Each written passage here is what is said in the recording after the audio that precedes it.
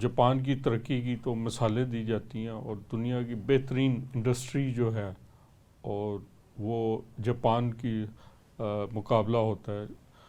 چند ایک ممالک ہیں جن کے پاس دنیا کی بہترین انڈسٹری ہے اور برانڈ ہے. مثلا جاپان کے پاس دنیا کے بڑے بڑے برانڈ ہیں جو کہ دنیا میں وہ بزنس کرتے ہیں. پاکستان میں بھی کافی بڑے مشہور برانڈ اگر کوالٹی وائز دیکھا جائے تو وہ جاپنیز کی ہے، وہ چاہے گاڑیوں کے ہیں، چاہے مشینوں کے ہیں، الیکٹرانکس کے ہیں، تو وہ جاپنیز برانڈ ہی وہ کرتے ہیں. وہ چائنیز برانڈ آئے ہیں لیکن وہ کوالٹی نہیں ہوتی. لیکن اس کے باوجود بشارت صاحب ذرا پیپل ٹو پیپل کانٹیکٹ کم ہی رہا ہے. اس کی وجہ کہ جاپان کی کچھ امیگریشن پالیسیز رہی ہیں یا کیا؟ جی زیادہ ٹیکنیکلی تھوڑی سی آپ کو بتاؤں تو جو ایشین کنٹریز ہیں، فار ایسٹ ایشین کنٹریز ہیں، تو وہ جاپان کی کالونی رہی ہیں.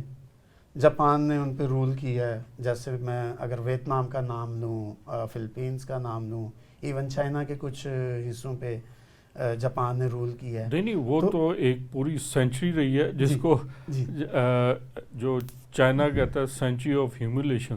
وہ تو پورا ایک صدی جاپان کی ان کے ساتھ رہی ہے. تو وہ ایک دوسرے کو بہت اچھے طریقے سے جانتے ہیں. جاپان ہمارے کلکتہ، انڈیا کے کلکتہ تک پہنچ سکا تھا، اس کے آگے نہیں آیا. تو ایک بہت بڑی وجہ جو ہے جاپان کے ساتھ پاکستان کے بزنس نہ ہونے کی وجہ اور آپس میں کلچر کو انڈرسٹینڈ نہ کرنے کی وجہ یہ ہے. ہمارے لوگ یو کے کلچر کو اچھی طرح سے سمجھتے ہیں، امریکن لینگویج میں ہم بولتے ہیں، ماسٹر رہے ہیں نا یو کے والے. تو اسی طرح سے جاپان ان کا ماسٹر ہے اور جاپان ان کو فیسیلیٹیٹ کرتا ہے اور ان کی انٹریکشن جاپان کے اندر ہے.